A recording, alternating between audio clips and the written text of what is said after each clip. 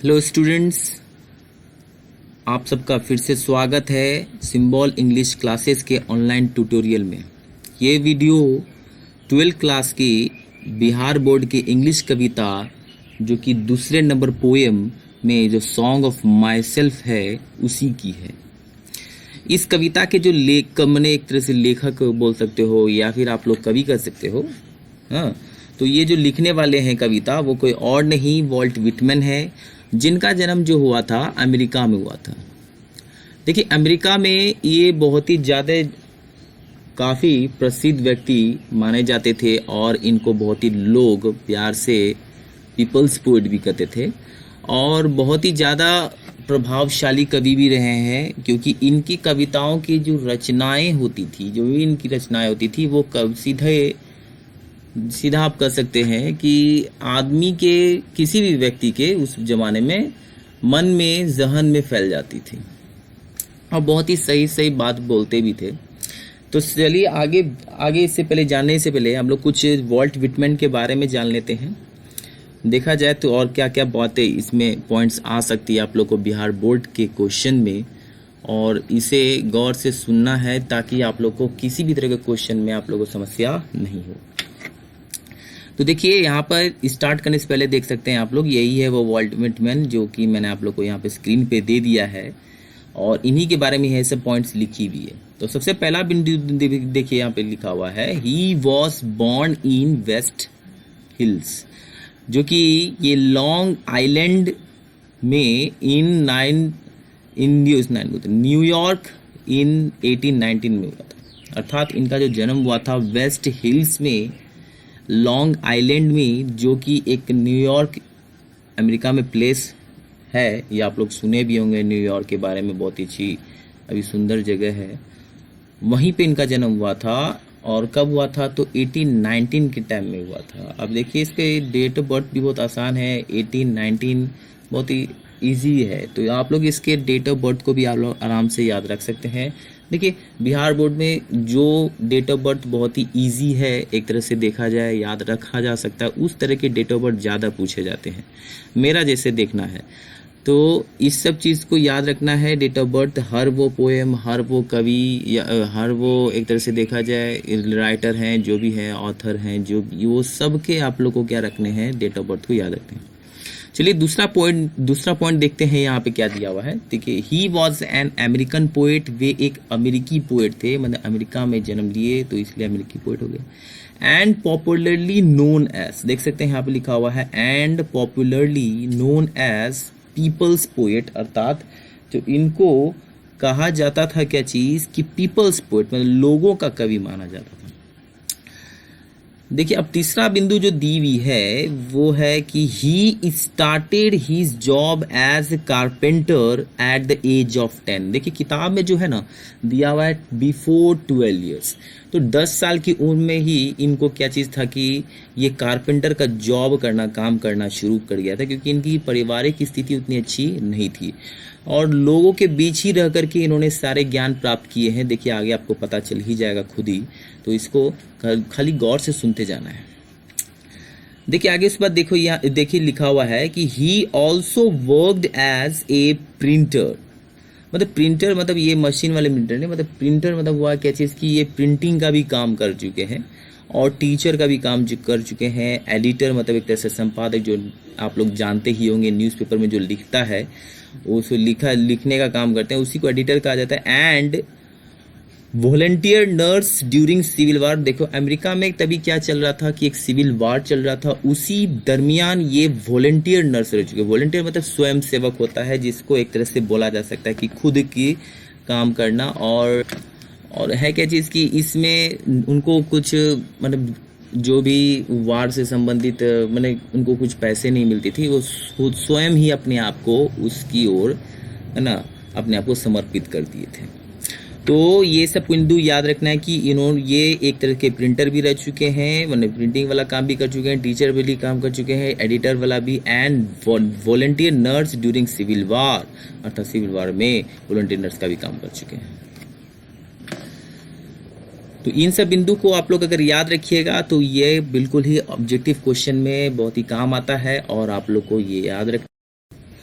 चलिए आगे के बिंदु जो दी हुई है वो लिखी हुई है, his famous creation was leaf of grass in 1885 and drum taps in 1866। मतलब ये जो दोनों जो आप लोग रचनाएं देख रहे हैं, तो ये रचनाएं वॉल्ट विटमैन की बहुत ही प्रसिद्ध रह चुकी है रचनाएं, जो कि लीफ ऑफ ग्रास है ना और ड्रम टैप्स के नाम से जाना जाती है। ऐसे देखिएगा, अगर आप लोग सर्च कीजिएगा कि वॉल्ट विटमैन के क्या यही दोनों रचनाएं, नहीं, ऐसी बात नहीं है।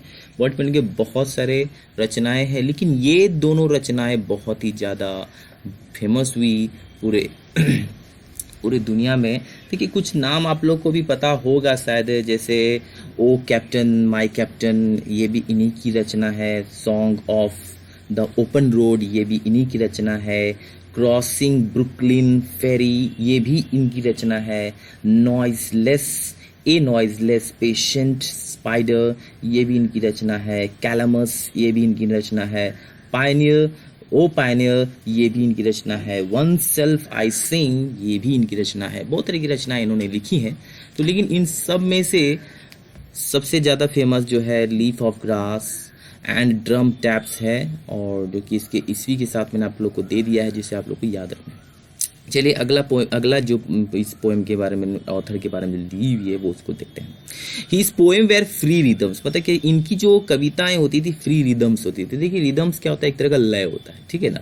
जैसे मान लीजिए कि आप लोग ने कभी बच्चे में पढ़ा होगा ट्विंकल ट्विंकल लिटिल स्टार, तो how I wonder what you star are, तो इसी तरह से आप लोग देख सकते हैं स्टार और आर आ रहा है लास्ट में, तो ये एक तरह का रिदमिक हो गया ना। तो ये रिदम, इनकी जो कविता होती है फ्री रिदम्स होती है, मतलब क्या चीज़ हुआ कि इनमें रिदम्स नहीं होती हैं।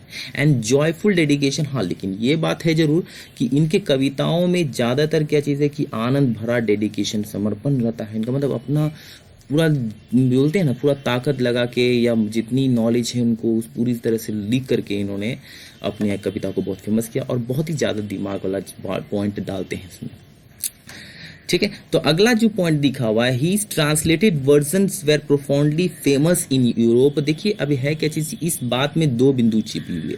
ये क्या चीज़ कि अमेरिका में जो था ना, इनका जितना भी रचना था उतना ज़्यादा फेमस नहीं हुआ, लेकिन यूरोप महादेश में, जिसको बोल सकते कॉन्टिनेंट में, ये बहुत ही ज़्यादा फैल गया था, और बहुत ही ज़्यादा इनके ट्रांसलेटेड वर्जन का फैल हुआ। अमेरिका में था कि बहुत सारे कवि भी वहाँ मौजूद थे, लेकिन हाँ उन सब का कहना का ये था कि इनकी जो रचनाएं हैं वो ऑब्सीन्स हैं। ऑब्सीन्स मतलब एक तरह से कि चीज़ की उतना रिस्पेक्टफुल नहीं होती हैं, दूसरे पोएट को वो उतना रिस्पेक्टफुल नहीं लगती थी, और इसीलिए ये अमेरिका में उतना धाक तभी अपने ज़माने में नहीं जमा पाए।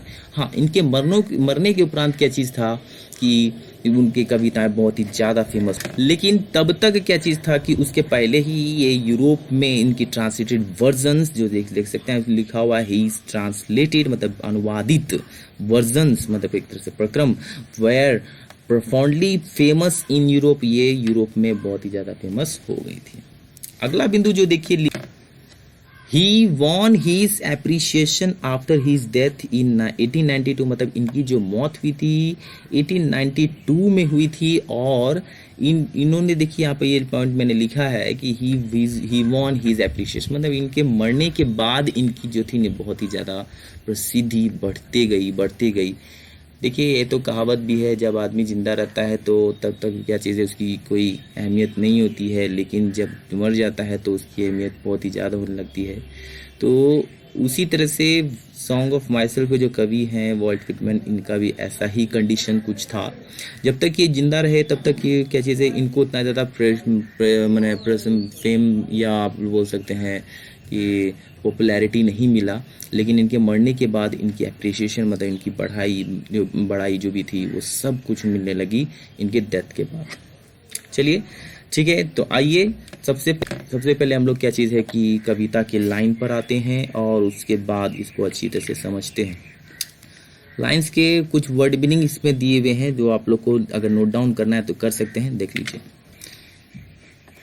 देख सकते हैं प्रिंटर मतलब छापने वाला होता है, हाँ एडिटर मतलब किसी पत्र का संपादक, ये आप लोग देख सकते हैं। ड्यूरिंग मतलब जब तक, वार मतलब युद्ध, रिदम मतलब ताल जिसको मैंने आप लोग कहा था, डेडिकेशन समर्पण या उत्सर्ग, एप्रिसिएशन मतलब मूल्यांकन या फिर एक तरह से बड़ाई कर सकते हैं, या प्रसंग जो आप लोग कर सकते हैं सेलिब्रेट मनाना होता है, एज्यूम मतलब प्रोत्साहित करना या मानना भी होता है। एक तरह से देखा जाए तो एवरी एटम मतलब प्रत्येक परमाणु, बिलोंगिंग्स मतलब किसी व्यक्ति की संपत्ति, लोग मतलब समय को, व्यथा देखिए यहाँ पर लिखा व्यथा मतलब या फिर एक तरह से घूमना, जो कि एकदम बिल्कुल ही कोई काम नहीं हो किसी व्यक्ति को उस टाइम जैसे घूमना, तो उसको लोफ कहा जाता है। इनवाइट मतलब क्या चाहिए, निमंत्रण देना है तो आप लोग जानते हैं। सोल देखते से आत्मा भी होती है, आदर्श भी होती है। लीन दुर्बल, और यहाँ पर एक तरह से लेटा जाना भी लिया जा सकता है। हार्बर मतलब बंदरगाह, परमिट मतलब स्वीकार करना, हेजार्ड संकट, नेचर शिक्षण। नेचर मतलब एक तरह से देखा जाए शिक्षण नहीं, आप एक तरह से ले सकते हो कि ये कुछ गलत टाइपिंग हो गई है यहाँ पर, तो नेचर मतलब यहाँ पर लिख सकते हैं प्रकृति या प्रवृत्ति, जो एक तरह से देखा जा सके। स्पेयर मतलब भाला, भाला भी लिख सकते हैं आप लोग, या फिर एक तरह से देखा जाए तो एक नुकीला बिंदु को कहा जाता है स्पेयर। ईज मतलब सुख भी होता है, आसान भी होता है। ऑब्जर्विंग मतलब एकदम ध्यान से निरीक्षण करना, और एक तरह से फॉर्म मतलब रचित, आप लोग देख सकते हैं, ये भी पॉइंट अच्छी है। उसी तरह से पेरेंट्स, ये सारे जो पॉइंट्स दी हुई हैं बस इसको में आप लोग खुद भी पढ़ सकते हो, और ये सब ठीक है। और इसको क्या चीज़ है कि बिल्कुल ही दिमाग में रखना है, ताकि आप लोग को अंदर की जो कविता की लाइन है वो आराम से समझ में आ जाए। ठीक है,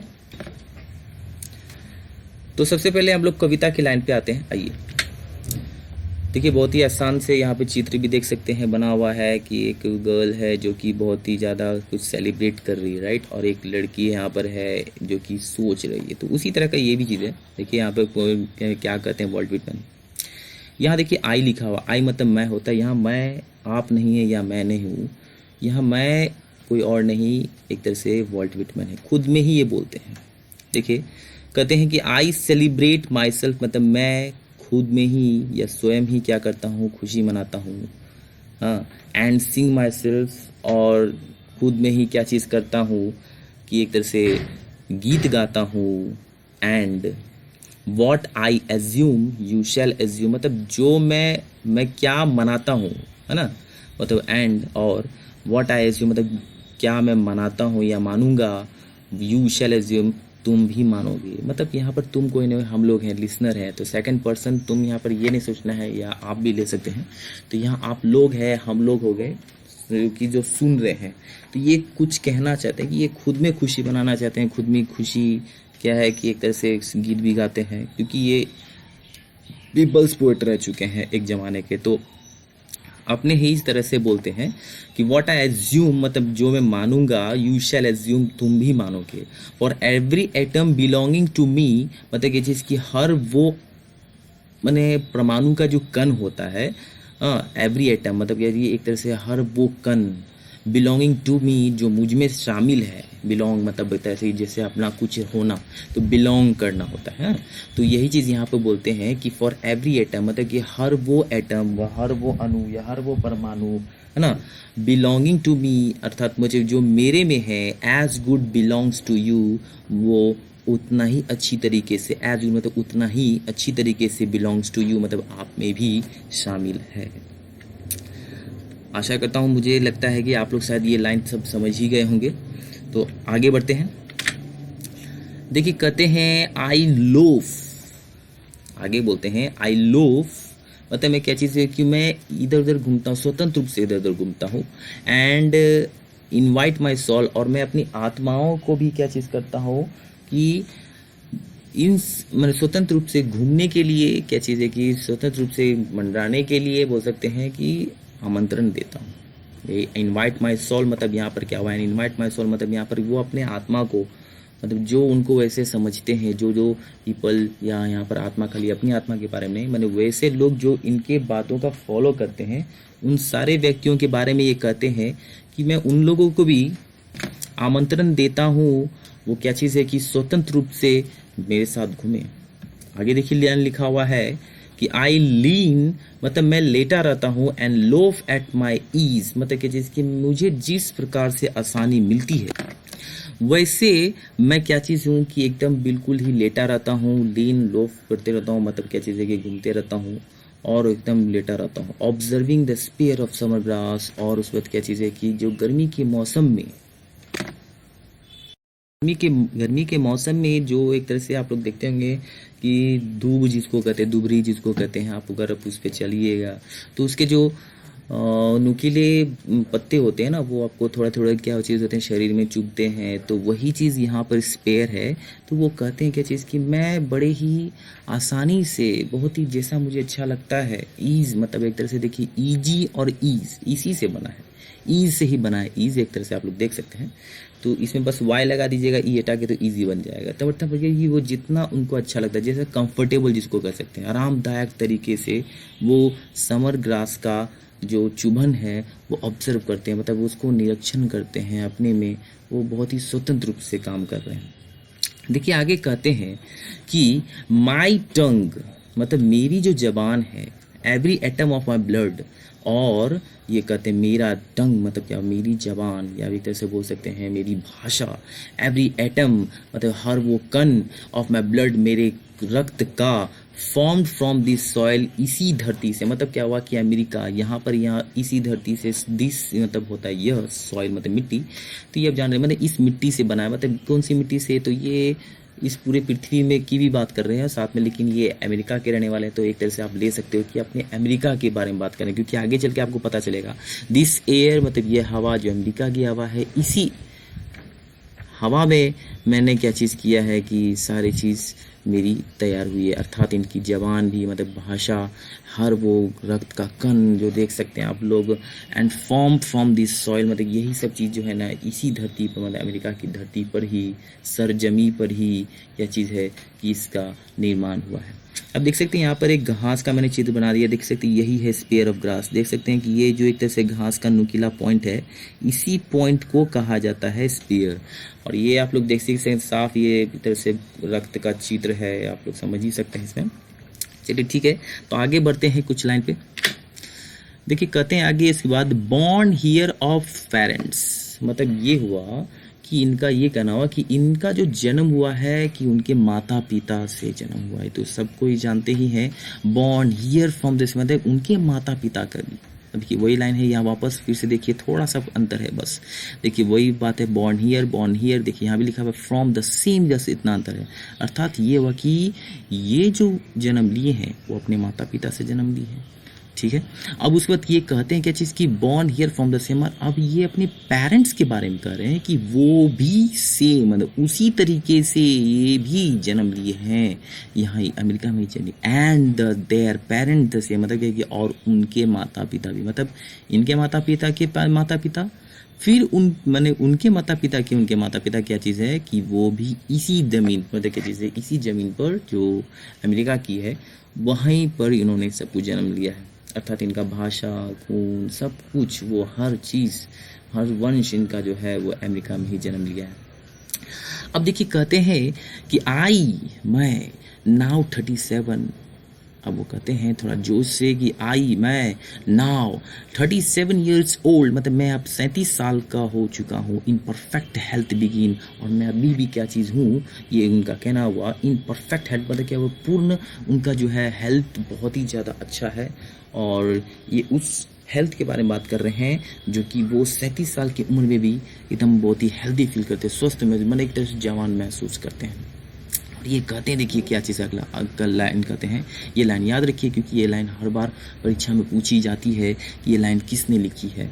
ठीक है, तो वो hoping to cease not till death मतलब क्या चीज़ है कि एक तरह से देखा जाए तो यहाँ पर ये कहते हैं कि hoping to cease not till death, और वो कहते हैं कि वो इस 37 साल तक में जैसा अभी भी काम कर रहे हैं, जैसा उनका मनोबल है, जैसा उनका मन है, दिल है और जैसा मस्तिष्क है, वो ये कहते हैं कि होप करते हैं, आशा कर रहे हैं। देखिए लिखे हुए होपिंग मतलब आशा कर रहे हैं, टू सीज मतलब पता है रुकना या रुक जाना, ऐसा नॉट मतलब नहीं रुक जाना है, टिल द डेथ मतलब जब तक मैं ना मरूँ, इनका मतलब ये हुआ जब तक वो ना मरे तब तक वैसा ही इनका क्या चीज़ हो कि वो उत्साह, उमंग और परफेक्ट हेल्थ बना रहे।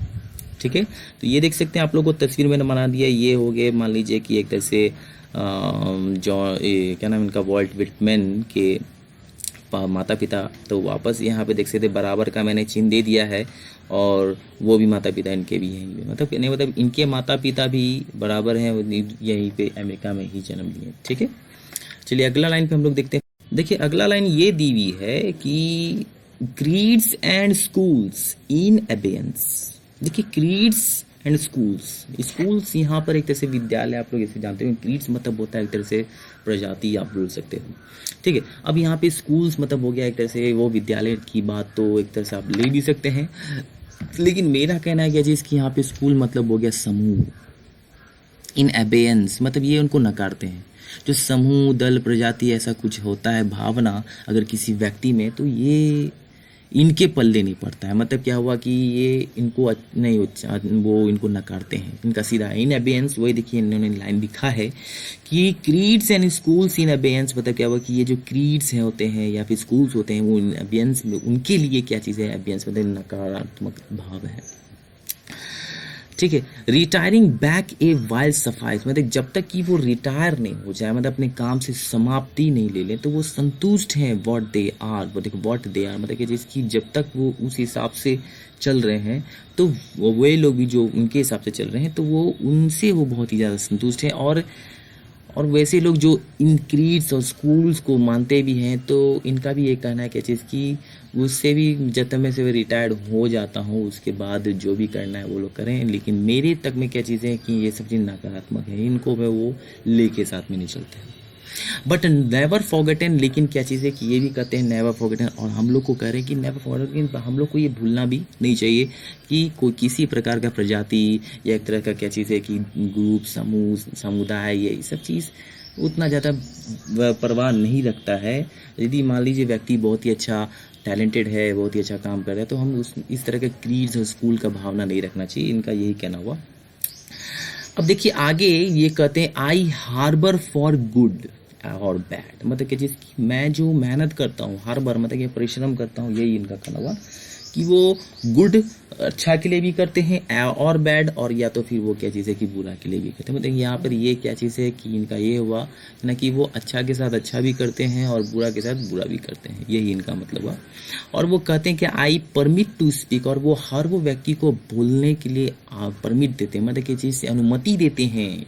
आई परमिट मतलब मैं आदेश देता हूँ, अनुमति देता हूँ टू स्पीक मतलब कि बोलने के लिए एट एवरी हैजार्ड, मतलब अगर कोई किसी भी तरह का आपत्ति या भी एक तरह से बोला जाए एवरी हैजार्ड, हैजार्ड मतलब होता है एक तरह से जो अगर अपने पृथ्वी पर कुछ किसी प्रकार का आपदा आ जाता है तो उसी को हैजार्ड कहा जाता है, प्राकृतिक हो या विषय। तो वही कहते हैं क्या चीज़ की I permit to speak at every hazard, तो यही कहना चाहते हैं कि मैं किसी भी तरह का अगर मान लीजिए कि गलत बात बोलता हूँ तो उसमें मैं आदेश देता हूँ लोगों को कि वो बोल सकते हैं। अब देख सकते हैं नेचर विदाउट चेक विद ऑर्डिनलिटी, कि अगर किसी प्रकार से आप नेचर को उसकी वास्तविक ऑरिजिनल मतलब क्या हुआ वास्तविक, एनर्जी मतलब होता है ऊर्जा, अगर किसी नेचर को प्रकृति की चीज़ को ही ले लीजिए, अगर आप बिना ओरिजिनल एनर्जी के हिसाब से मतलब कि वास्तविक एनर्जी से भरे होकर के नहीं जांच करते हैं तो ये एक तरह का ठीक बात नहीं है। तो इनका यही कहना हुआ नेचर विदाउट चेक मतलब कि मैं उनका ये कहना हुआ कि मैं पहले ये कहते हैं कि मैं हर वो आपदा पर बोलने की अनुमति देता हूँ, और वो कहते हैं उन लोगों को भी कि अगर नेचर को प्रकृति को एक तरह से ओरिजिनल एनर्जी मतलब कि वास्तविक ऊर्जा के आधार पर चेक की जाए तो वो बेहतर होगी। ठीक है, तो आशा करता हूँ कि ये कविता आप लोग को बहुत अच्छी लगी होगी और आप लोग समझ भी गए होंगे। अगर आप नहीं समझे तो आप लोग इसको फिर से क्या चीज़ कर सकते हैं, देख सकते हैं, डाउनलोड करके रख सकते हैं, ऑफलाइन वीडियो में भी आप लोग रख सकते हैं। हाँ, लेकिन याद रखिए कि आप लोग को इस वीडियो को बिल्कुल सब्सक्राइब कर लेना है, ताकि क्या चीज़ है कि अगली वीडियो जो मैं आप लोगों को रोज़ एक डालने की जो ठाना हूँ वो आप लोग को मिलते रहे। ठीक है, देखिए लॉकडाउन में क्या चीज़ है कि बहुत तरह की चीज़ आप लोग देखते होंगे, फिल्म या वो बहुत तरह की चीज़ें देखते होंगे। तो मुझे लगता है कि जैसे अगर शिक्षा प्रणाली को अगर आप लोग भूल जाइएगा तो वो होगा क्या चीज़ कि आपको कभी ना कभी बाद में परेशानी हो सकती है। तो मेरा कहना है कि आप लोग 1 घंटे भी अगर इस पर ध्यान देते हैं तो आप लोगों को क्या चीज़ होगा कि इस तरह की चीज़ों पर कोई परेशानी नहीं होगी। ठीक है, तो इसी के साथ स्टे सेफ, स्टे होम, ये जो आप लोग देख ही रहे हैं कोरोना में चल रहा है, तो इसे मैं आप लोग को फिर से दोहराता हूँ और थैंक यू देखने के लिए। सब लाइक और सब्सक्राइब बिल्कुल ही कर लें ताकि आप लोग को अगली वीडियो मिलते रहे। Thank you.